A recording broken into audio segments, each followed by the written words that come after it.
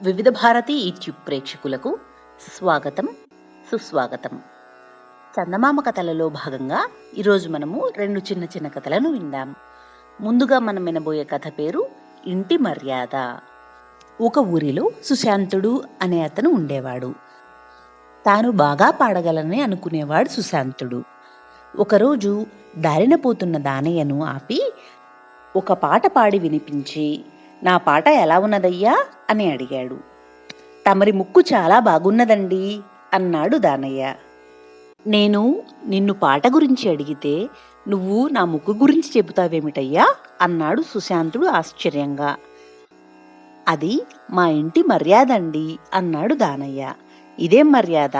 పాట ఎలా ఉన్నదని అడిగితే ముక్కు బాగున్నదని చెప్పడంలో మర్యాద ఉన్నదా అని అడిగాడు సుశాంతుడు రవ్వంత కోపంగా. ఎదుటి వాళ్ళు దేని గురించి అయినా అభిప్రాయం అడిగారనుకోండి, అది మనకు నచ్చకపోతే ఆ మాట చెప్పడానికి బదులు వారిలో మీకు నచ్చిన అంశం చెప్పడం మర్యాద అని మా తాత మా నాన్న నాకు చెప్పారు అని చెప్పి తన దారిని తాను వెళ్ళిపోయాడు దానయ్య. మనం తరువాత వినబోయే కథ పేరు కోపం మార్చిన రూపం. ఒక చిత్రకారుడు ఒక జమీందారును చూడడానికి వెళ్ళాడు. ఆ సమయంలో ఆ జమీందారు చాలా కోపంగా ఉన్నాడు. చిత్రకారుడు చెప్పే ఒక్క మాట కూడా వినకుండా ఆయన అతన్ని నానా మాటలు అని పంపించేశాడు.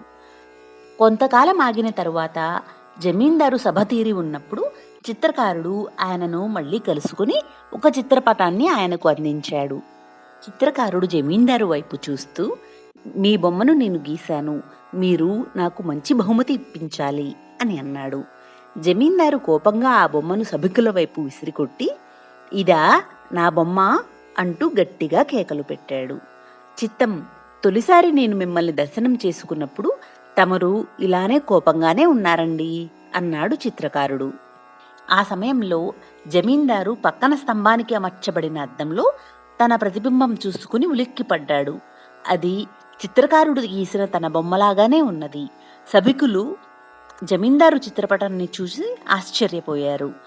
అప్పుడు సభలో ఆయన ఎలా ఉన్నాడో ఆ బొమ్మలో కూడా అలాగే ఉన్నాడు.